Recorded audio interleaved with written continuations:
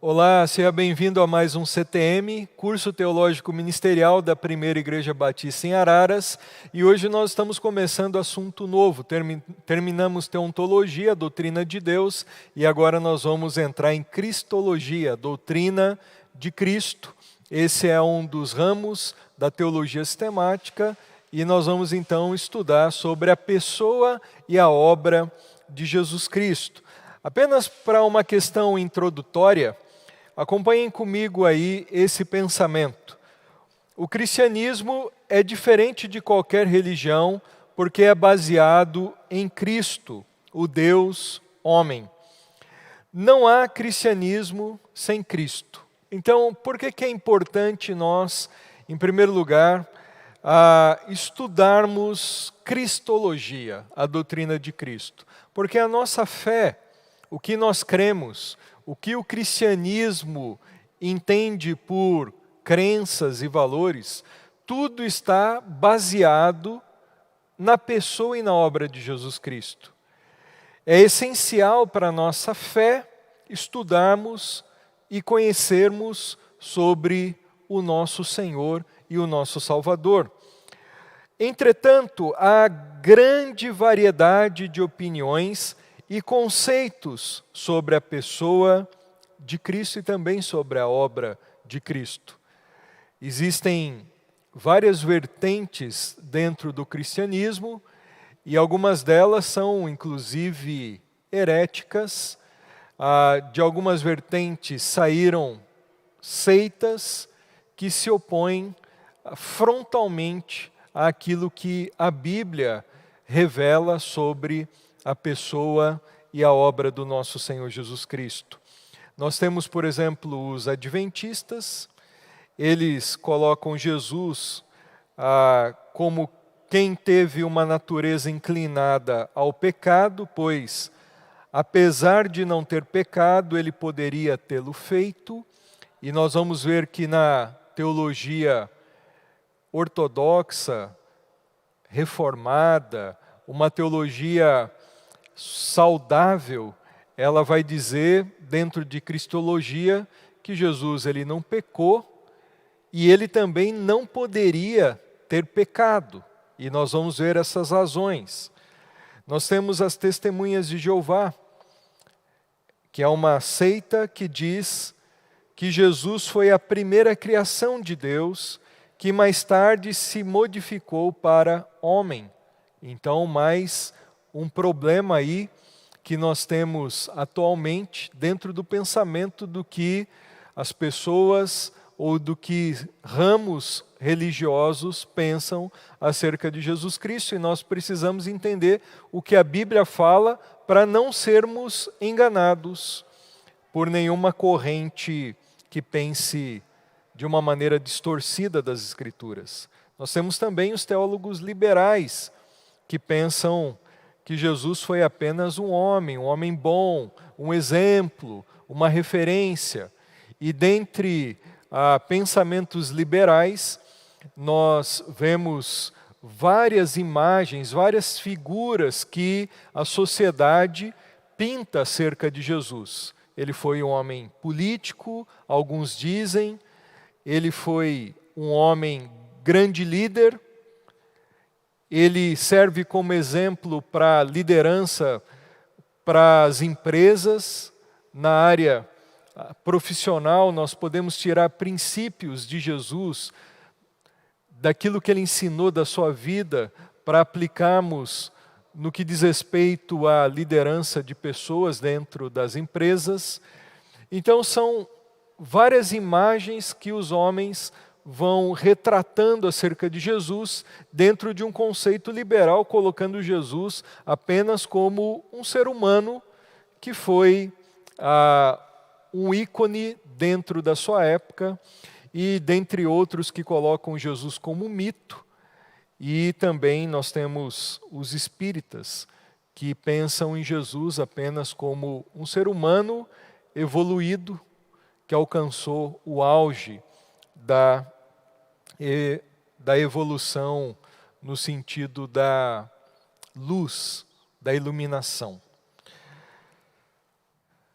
A frase de um dos cânticos cristãos diz algo que nos faz refletir sobre o conceito ou os conceitos que as pessoas têm sobre Jesus Cristo, que são diversos e nós precisamos olhar para as Escrituras para não sermos enganados, enveredados por esses conceitos. Olha só o que diz aí. Filósofo, poeta ou comunista, ou mesmo hippie, já se disse. Então essa é uma parte de uma das músicas que se canta por aí, um dos cânticos cristãos, que coloca essa variedade de conceitos acerca de Jesus Cristo, o que as pessoas no mundo moderno pensam acerca de Jesus. Há quem diga que ele foi um grande pensador, um filósofo, um poeta, até mesmo há quem no ramo político coloca Jesus como um comunista, alguém que veio ensinar a ideologia comunista, ou até mesmo há quem acredite que Jesus, por causa do estilo de vida dele, foi um hippie. Isso demonstra que as ideias podem variar de acordo com o gosto do freguês. As pessoas olham para Jesus de acordo com o que elas querem ver.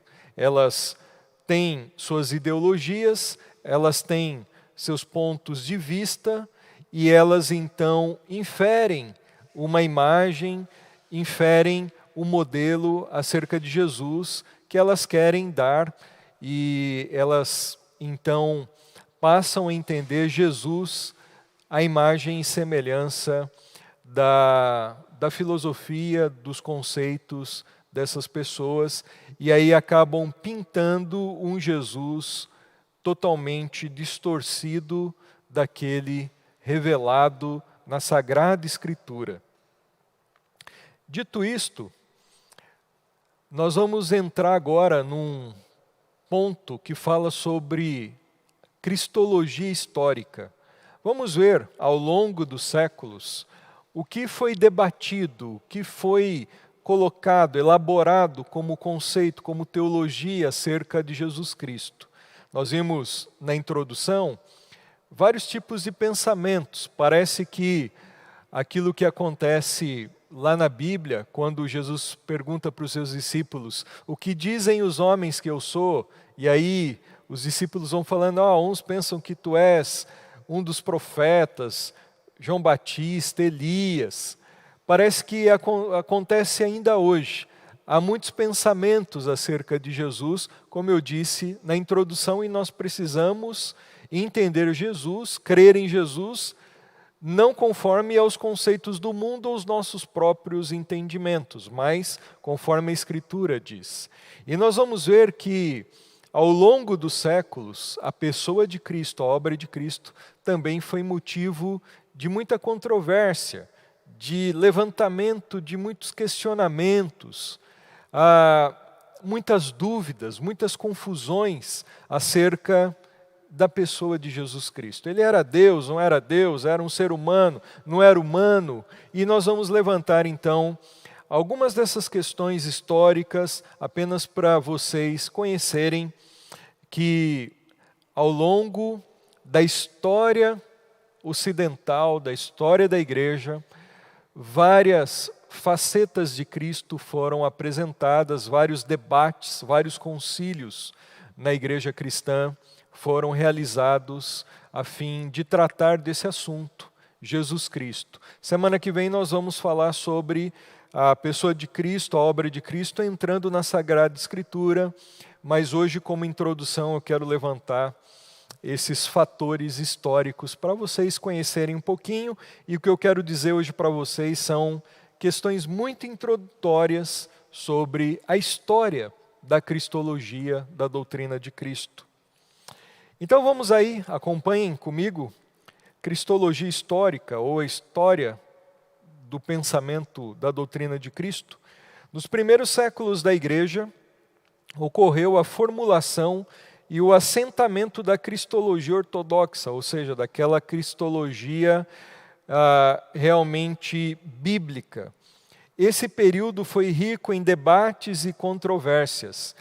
E através de alguns concílios, que são encontros de teólogos, concílios históricos, a teologia foi definida, ou seja, essa doutrina de Cristo ficou definida. Nos últimos 200 anos, voltou-se a questionar o posicionamento tradicional. Ou seja, nos primeiros séculos houve muito debates na igreja, num todo, sobre quem é Jesus. Isso foi assentado, isso foi levantado uma grande poeira, um grande barulho foi feito no começo dos séculos para se discutir sobre a obra de Jesus, porém essa poeira toda levantada, esses questionamentos no início da igreja cristã, nos primeiros séculos, essa poeira se assentou, porém nos últimos 200 anos houve ali vários teólogos, pensamentos teológicos acerca de Cristo que pisotearam nesse solo e essa poeira se levantou de novo.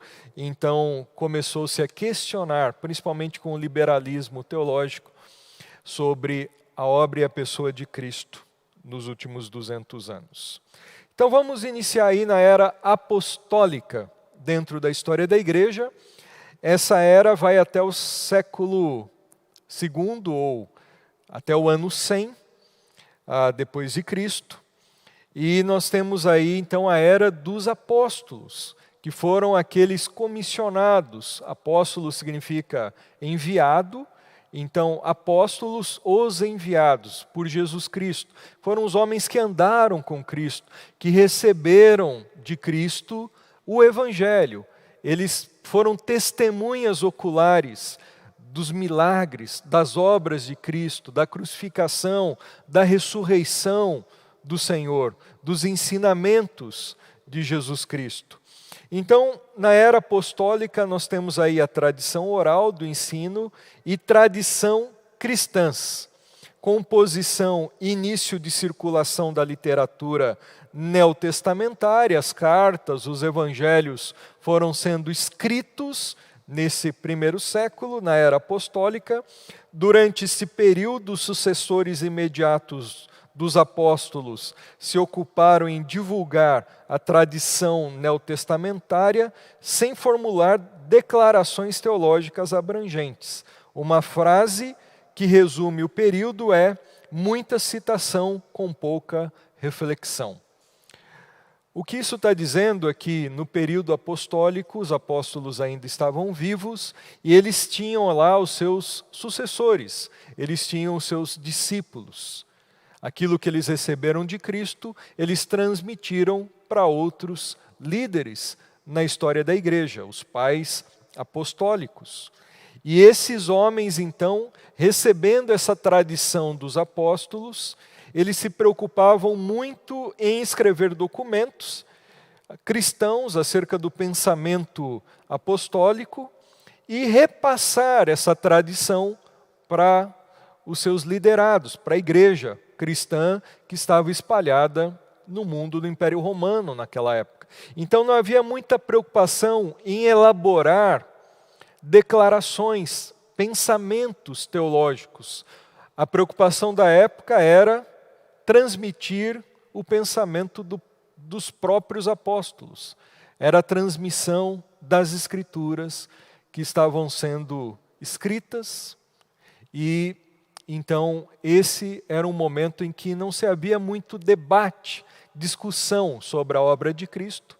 Era apenas um tempo onde aquilo que os apóstolos receberam do Senhor era transmitido e aceito na igreja cristã.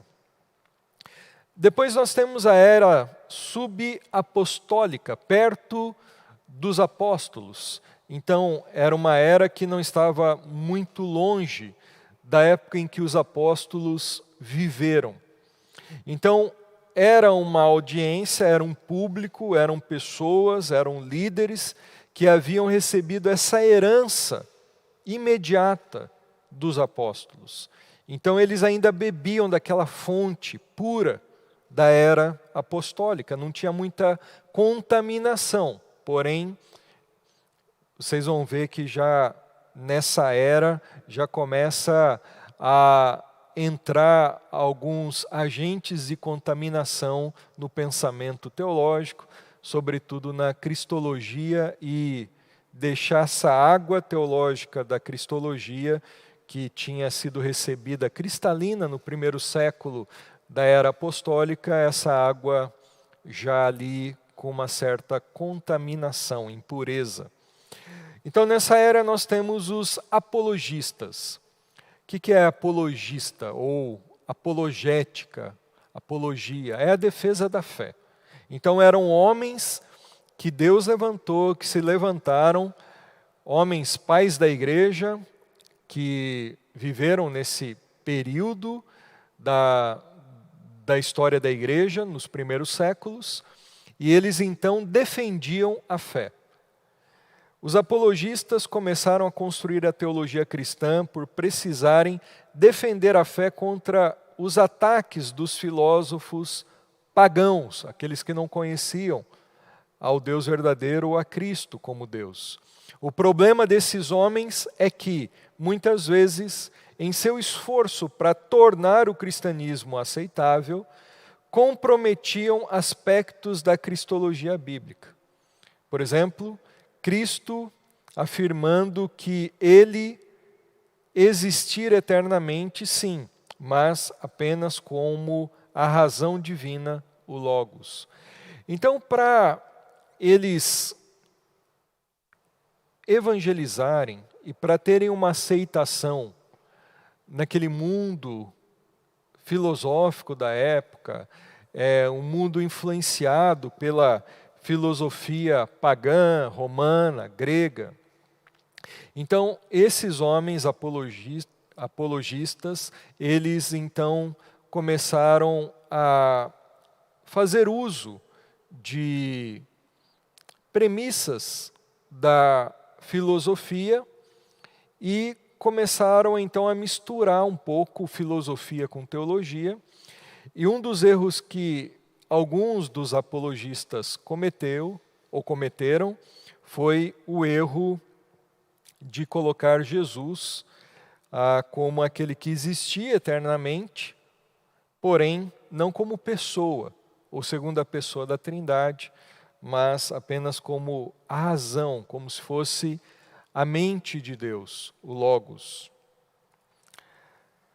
Algumas seitas heréticas que foram desenvolvidas nesse princípio, então, aquela água da teologia, da doutrina de Cristo, cristalina, pura, que vinha do primeiro século dos apóstolos, essa água já começa a ser contaminada nesse período, e algumas seitas heréticas começaram a se desenvolver, por exemplo, os ebionitas. Eles aceitavam parcialmente a messianidade de Jesus, mas negavam sua divindade e sua morte vicária.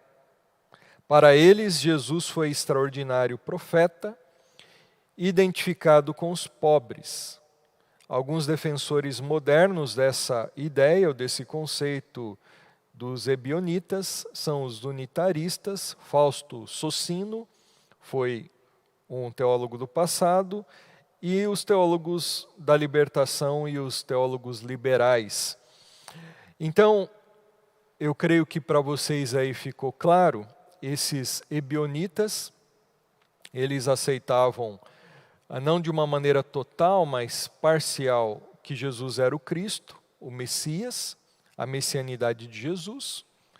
Eles negavam que Jesus era Deus, então eles não aceitavam a divindade de Jesus, e eles não aceitavam, eles negavam a obra vicária, a morte vicária de Jesus, ou seja, Jesus morreu em nosso lugar, Jesus morreu para ser o nosso substituto.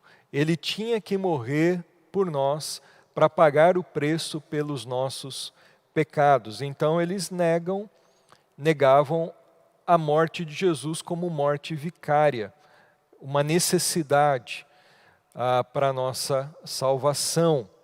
Para eles, a morte vicária ou a morte de Jesus tinha apenas um aspecto simbólico para mostrar o amor de Deus por nós, e não como necessário para remir o nosso pecado.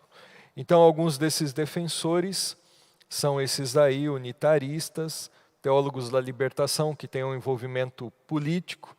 Quando fala teólogos da libertação, a gente está falando dos teólogos da América Latina, de uma linha liberal, e eles então usam esse aspecto da teologia misturado com o marxismo e a libertação no sentido das classes, da pobreza. Então é uma teologia muito voltada para a libertação social, não tanto a libertação espiritual da alma, a salvação em Jesus Cristo, mas a salvação no sentido de livrar a sociedade da pobreza. Então eles colocam Cristo nesse sentido ebionita. E também os liberais, os teólogos liberais que não creem na divindade de Jesus. Isso é um mito. Os liberais creem em Jesus ou acreditam em Jesus apenas como um homem, o Jesus histórico, e não Jesus como o Verbo encarnado, o Deus 100% Deus, 100% homem. Nós temos também nessa era os gnósticos. Representam uma tentativa de harmonizar as religiões de mistério com o cristianismo. Existiam várias religiões de mistério na época subapostólica, também já no primeiro século.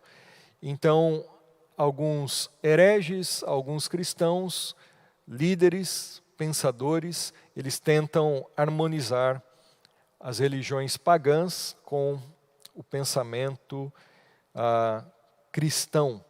Em geral, eles eram docetas, ou seja, afirmavam que Jesus tinha apenas aparência humana e negavam sua plena divindade. Também não aceitavam sua humanidade, uma vez que entendiam a matéria como sendo essencialmente má. Alguns extremistas da nova era atuais defendem ideias semelhantes. Então, aqui eles eram docetistas, eles eram docetas, eles não aceitavam Jesus Cristo como aquele que tinha corpo humano. Aí o docetista ele não crê que Jesus ele tinha o corpo humano, material como nós temos, carne e osso. Eles negavam então a humanidade de Jesus, eles tinham Jesus como um ser com aparência meramente humana. A impressão é como se fosse um fantasma, mas não como alguém que tivesse realmente carne e sangue como nós. E eles negavam também a plena divindade de Jesus. Para eles, Jesus não era 100% Deus. Eles acreditavam nisso porque o gnosticismo ele tinha a matéria como má. Então, se a matéria é má, como Deus, que é puro, que é santo, que é perfeito, poderia se encarnar. Como Jesus poderia ser Deus, sendo homem, encarnado, Deus homem. Então, dentro do conceito gnóstico e dentro dessa linha docetista, não se acreditava nem na humanidade plena de Jesus, ele só tinha aparência humana, não tinha corpo, e também eles não criam na divindade de Cristo. E aí, a questão da ressurreição, por exemplo, vai ser afetada, porque eles não acreditavam nem que Jesus tinha carne e osso, então, muito menos a ressurreição. Foi uma ressurreição corpórea, porém com corpo glorificado, e isso vai implicar em outros problemas em relação à obra de Cristo na cruz. Ele morreu pelo homem no nosso lugar, sendo um sacrifício realmente adequado, pagando a dívida que é do homem, se fazendo o homem para pagar a dívida pelo homem pecador, ou não. Então, nós vamos incorrer em muitos problemas se aceitarmos essa posição docetista ou dos gnósticos. Nós temos também, próximos aos gnósticos, docetas, os marcionitas, que seguiam um líder chamado Marcion. Eles acreditavam ser Jesus uma mera manifestação aparente, isto é, não corpórea, do Deus perfeito, atacado pelo Deus do Antigo Testamento, que identificavam com o demiurgo, um ser intermediário, diferente do Deus Supremo e que fora criado, ou fora o criador do universo material. Então aí, um conceito talvez bem complicado para quem nunca teve contato com a história da teologia, mas os marcionitas que seguiam então esse herege Marcion, eles acreditavam em Jesus não como ser humano, como o Deus que se encarnou, que nasceu da Virgem Maria e se fez homem, o Verbo se fazendo carne. Eles acreditavam em Jesus como uma manifestação aparente de homem, ou aparente do Deus perfeito.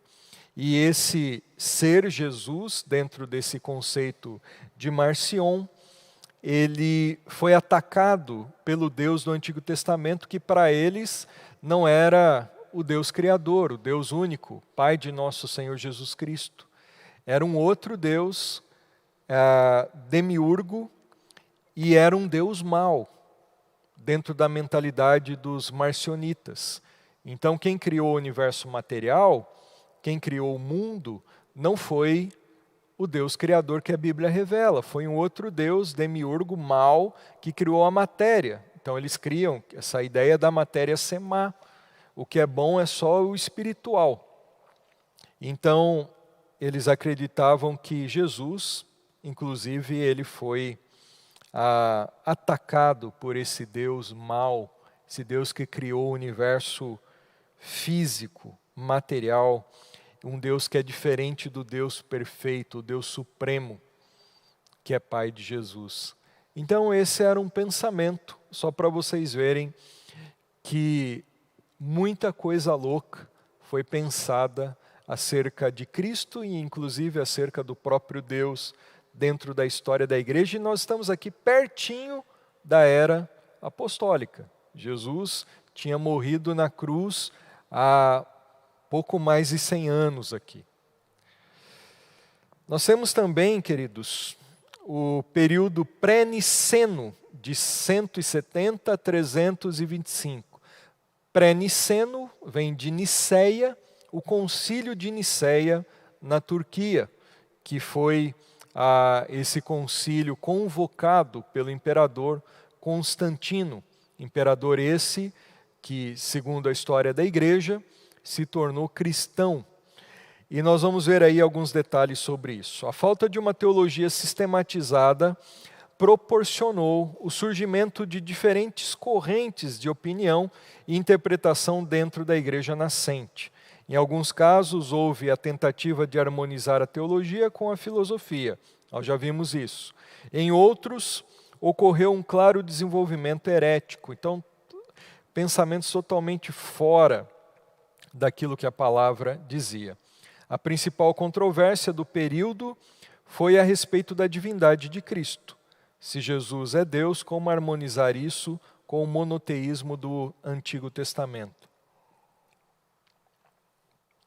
A problemática aqui é que a Bíblia fala de um Deus. O Antigo Testamento revela que há um só Deus, o Criador. O monoteísmo fala de um só Deus. Como harmonizar Jesus como Deus com o Deus do Antigo Testamento? Dois deuses? E depois vem o Espírito Santo ainda. Três deuses? Então essas controvérsias, esses pensamentos, essas reflexões, elas foram levantadas nesse período. Então, Jesus é mais um Deus ou Jesus é um com o Pai? É Deus, mas não é um Deus à parte do Pai. Então essas questões foram nesses séculos aqui, nesse período, questões muito levantadas. Então, houve esse período onde teólogos começaram a produzir pensamentos, documentos acerca, principalmente da divindade de Cristo. Jesus é Deus? Não é Deus? Então nós vamos ver aí. Enquanto a igreja defendia firmemente a cristologia bíblica, que estudaremos logo a seguir, nós vamos estudar a cristologia bíblica no sentido de irmos para a Bíblia, vermos o que a Bíblia fala sobre Jesus. As principais distorções quanto à divindade de Jesus foram as seguintes. Então vamos ver, nesse período pré-niceno, quais foram as principais heresias ou distorções acerca de Jesus como Deus. Em primeiro lugar, o adocianismo. O homem Jesus foi adotado pelo Cristo divino por ocasião do batismo ou da ressurreição. Assim, Jesus tornou-se Cristo, sendo exaltado a uma posição divina. Olha só que pensamento estranho para nós hoje, mas era um pensamento corrente naquele momento da história da igreja, de 170 depois de Cristo até 325. Havia um ramo dentro do pensamento teológico, os adocianistas, que criam que Jesus ele foi adotado pelo Cristo divino quando ele entrou ali no Rio Jordão e houve o batismo. Ali ele foi adotado, ele não era o Cristo divino, ele era um homem qualquer, um homem bom. Porém, ali nas águas do Jordão, foi o momento em que ele recebeu o Cristo divino. Ele recebeu uma posição divina. Não que ele sempre tivesse existido, um com o Pai, mas que ali naquele momento, um ser humano qualquer, no momento do batismo, ele se tornou o Cristo, ele se tornou alguém elevado a uma posição divina. Uma outra posição, outro conceito dessa era pré-nicênica, o modalismo ou sabelianismo, de Sabélio, bispo Sabélio. O Deus unipessoal das Escrituras tinha 3 modos de manifestação. O Pai do Antigo Testamento tornou-se o Jesus dos Evangelhos, que se tornou o Espírito Santo de Atos.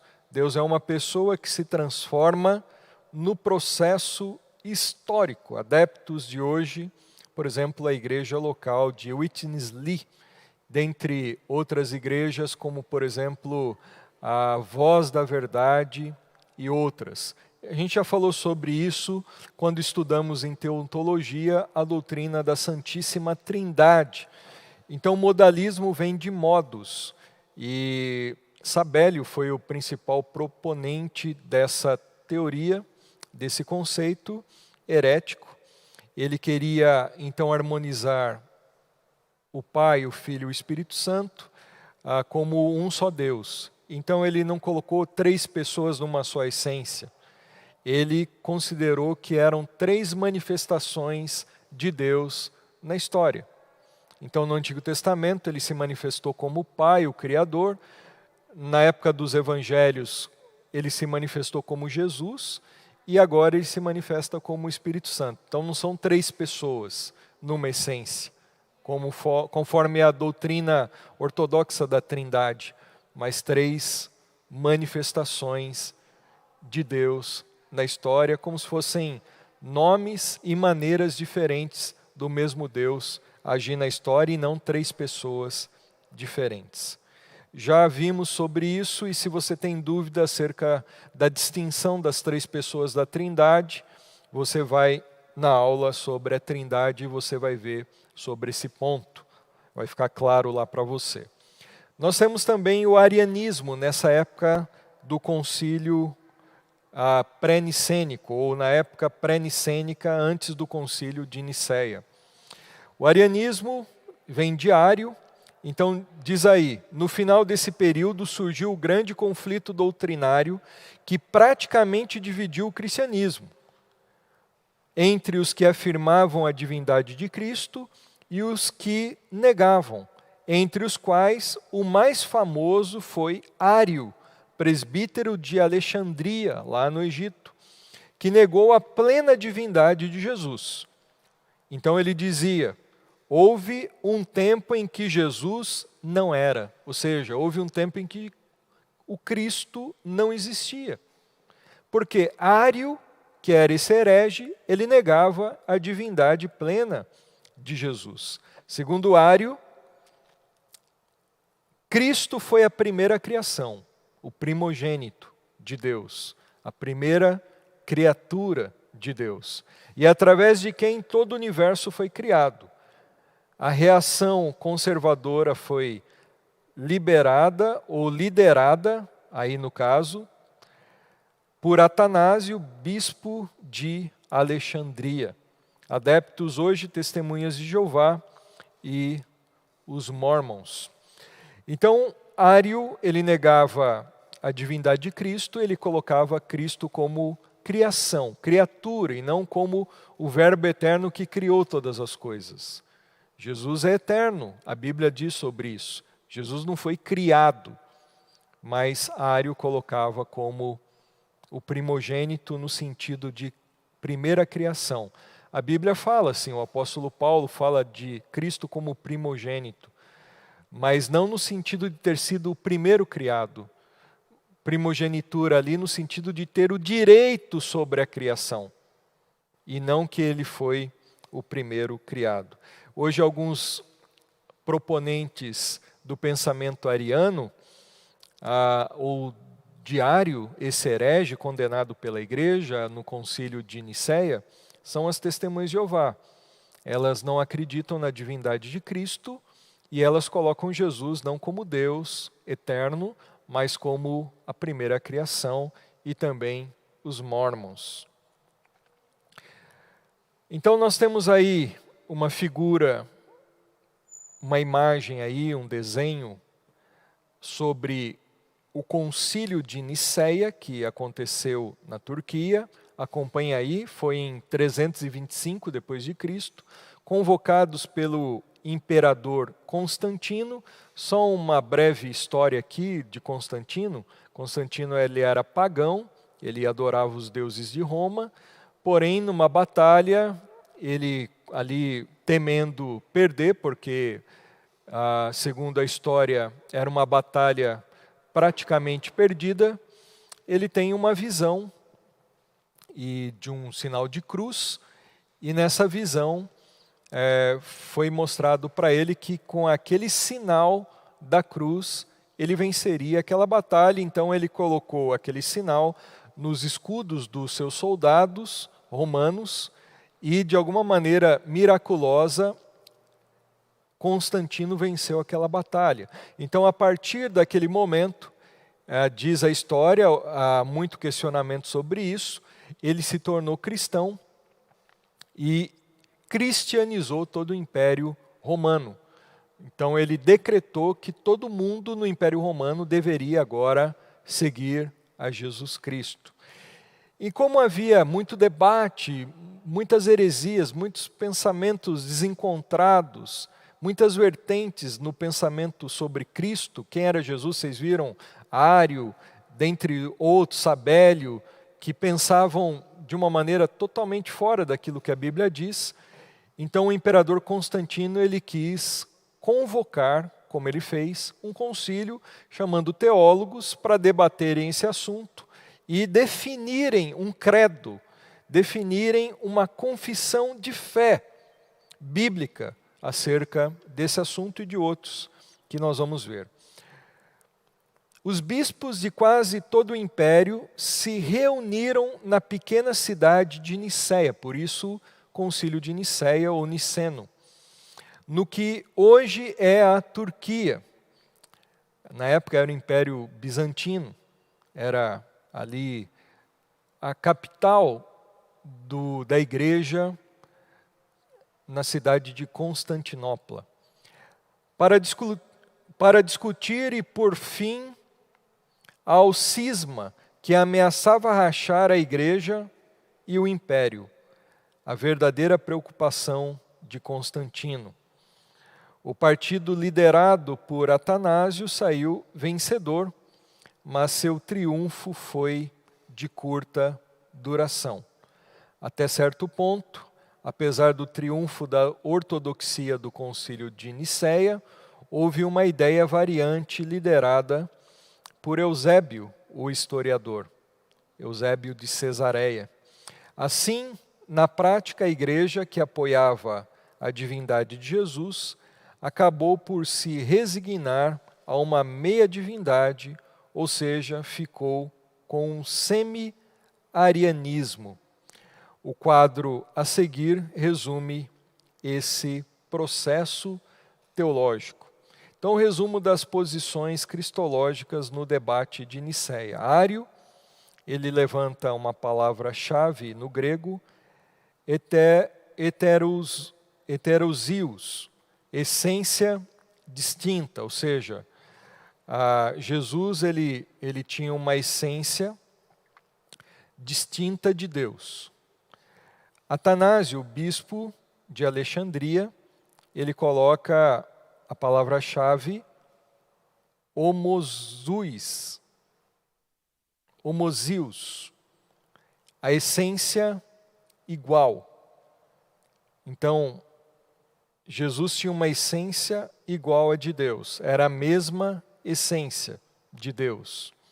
Eusébio, homoiousios, essência semelhante, não igual, mas parecida com a de Deus. Então são discussões das posições levantadas nesse debate sobre Cristo no concílio de Nicéia, liderado por Constantino. Mas por fim, o credo de Nicéia, a palavra credo significa eu creio. Então a confissão de fé de Nicéia, nós vemos aí uma confissão muito boa, muito bíblica acerca de Cristo, acerca de Deus e do Espírito Santo. Diz assim a conclusão daquele concílio: cremos em Deus Pai, Todo-Poderoso, Criador de todas as coisas visíveis e invisíveis, e em um único Senhor Jesus Cristo, o Filho de Deus, gerado como unigênito do Pai, isto é, da substância do Pai, Deus de Deus, luz de luz, Deus verdadeiro de Deus verdadeiro, gerado não feito, consubstancial com o Pai, mediante o qual todas as coisas foram feitas, tanto as que estão nos céus como as que estão na terra, que para nós, humanos, e para a nossa salvação desceu e se fez carne, se fez homem, e sofreu e ressuscitou ao terceiro dia, e virá para julgar os vivos e os mortos, e no Espírito Santo, aos que dizem, pois, que houve um tempo quando o Filho não existia, e que antes de ser concebido não existia, e que foi feito das coisas que não são, ou que foi formado de outra substância ou essência, ou que é uma criatura, ou que é mutável ou variável, a estes a Igreja Católica ou Universal anatemiza, amaldiçoa. Então nós vemos aí no Concílio de Nicéia a conclusão que foi feita foi que Jesus é Deus, a mesma substância, a mesma essência com o Pai, e ele não foi criado. Pelo contrário, através dele todas as coisas foram criadas. Ele é Deus eternamente e ele se fez carne, ele se fez homem para nos salvar e ressuscitou ao terceiro dia e virá julgar vivos e mortos. No período agora pós-nicênico, então após o concílio de Nicéia, a resolução de Nicéia definiu, embora de uma maneira totalmente satisfatória a divindade de Cristo.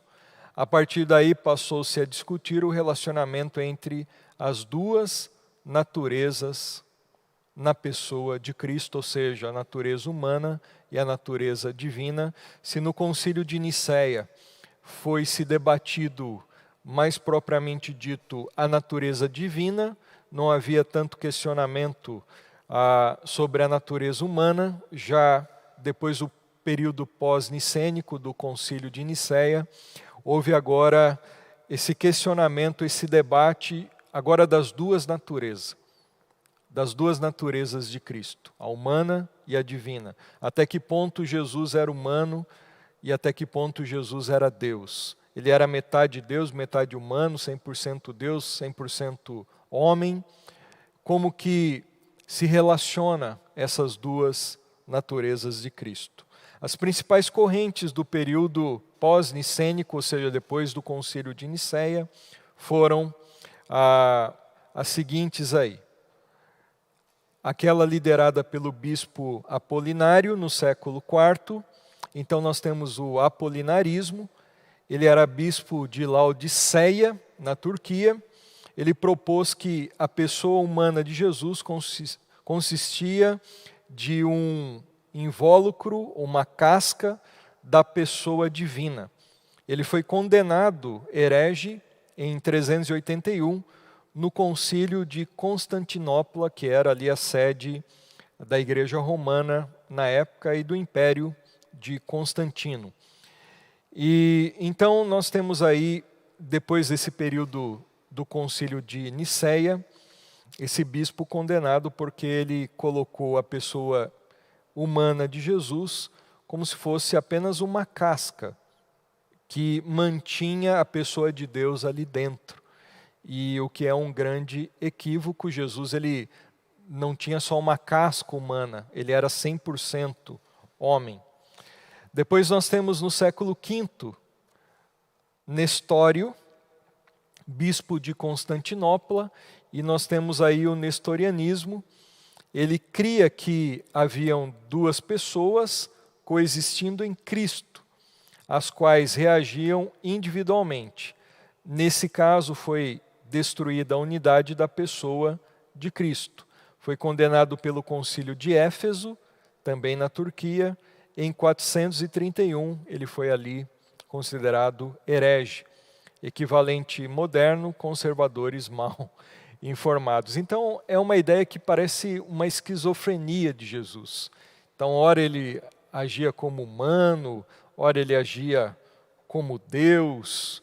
Então não se diferenciava, não se conceituava corretamente a pessoa de Cristo existindo nessas naturezas, tanto divina como humana, a relação dessas duas naturezas. Depois nós temos Eutiques, que propôs uma fusão das duas naturezas, criando-se um híbrido, nem divino, nem humano. Foi condenado em 451 no Concílio de Calcedônia, equivalente moderno, conservadores também mal informados.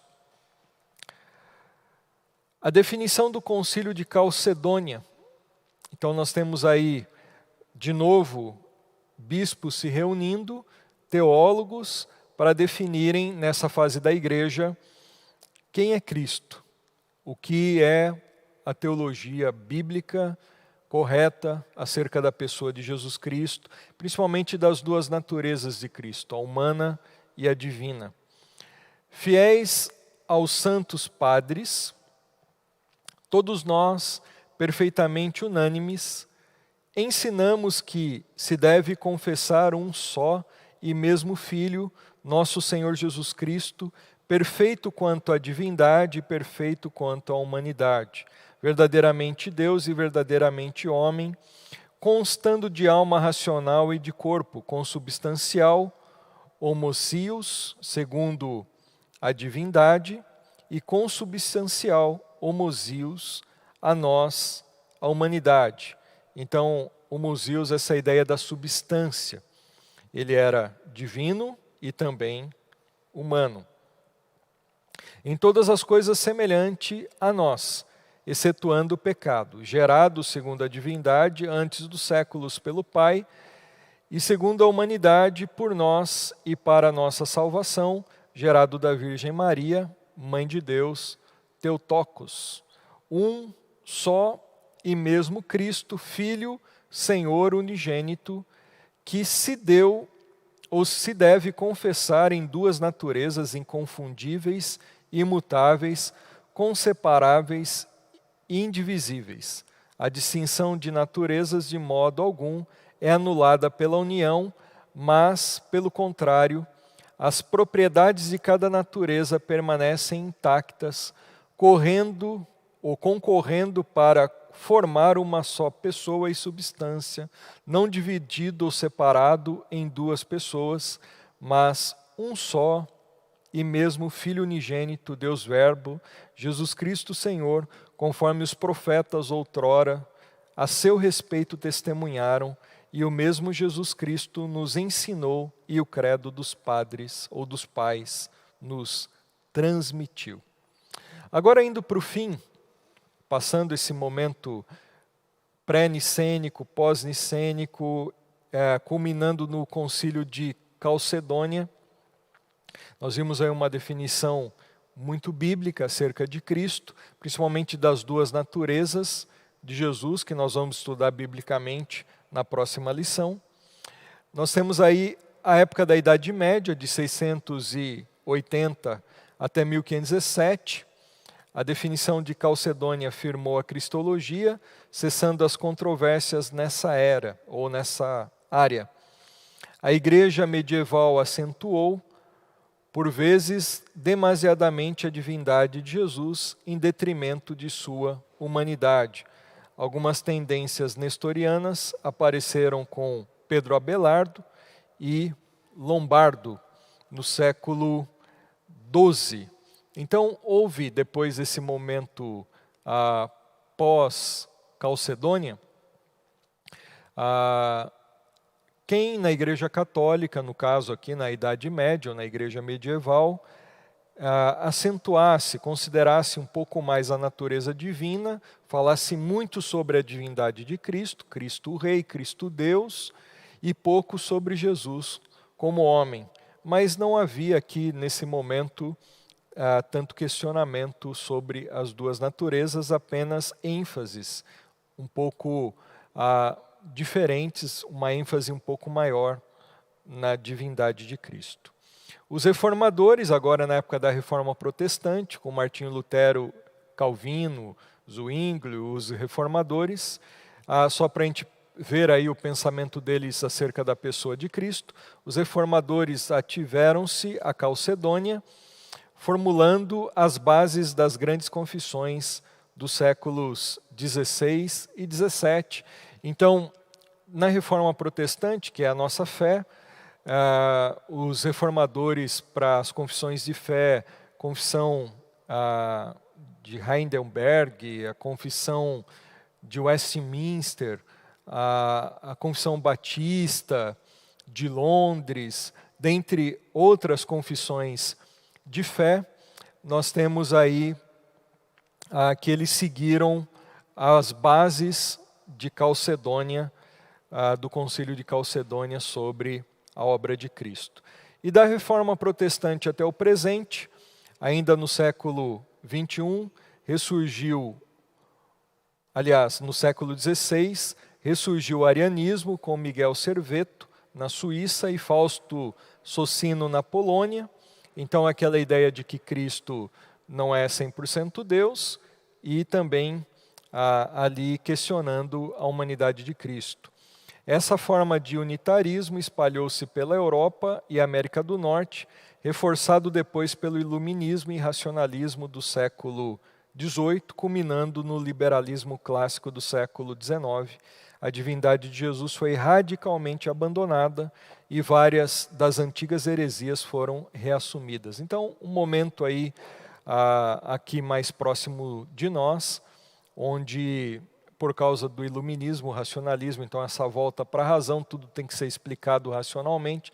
Não se aceitava Jesus como Deus, foi colocado isso como um mito. Então essas ideias antigas de Ário, enfim, começou a florescer novamente. A ideia que prevaleceu no liberalismo e ainda hoje se acha presente na teologia do processo e da libertação, que eu já falei um pouquinho, é a de o adocionista, em que Jesus foi aos poucos incorporando uma divindade funcional graças ao seu caráter benévolo e ao seu compromisso com a melhoria da condição dos oprimidos. Karl Barth, um dos teólogos que rejeitou o liberalismo clássico, às vezes se inclinava para o sabelianismo, Jesus como um modo de revelação do Deus unipessoal, e alguns teólogos da libertação evangélicos se inclinam nessa direção hoje. Entre as falsificações do cristianismo presentes no Brasil, aparecem as Testemunhas de Jeová, seguindo Ário. Os Mormons são politeístas, eles creem não só num Deus, mas em deuses. Jesus é o irmão mais velho da humanidade, gerado da união de Adão com Maria. E o Espiritismo, religiões afro, Jesus é um espírito aperfeiçoado, evoluído, adotado por Deus. Então aí muito assunto, muita história, e coloco aí para vocês a introdução dessas histórias acerca da cristologia, que vocês possam se aprofundar nisso. Revejam essa aula, revejam os pontos que não ficou muito claro, muita informação, porém que vocês possam fazer bom proveito. Semana que vem a gente vai para a Bíblia e vamos olhar biblicamente quem é Jesus Cristo. Grande abraço para vocês, Deus os abençoe.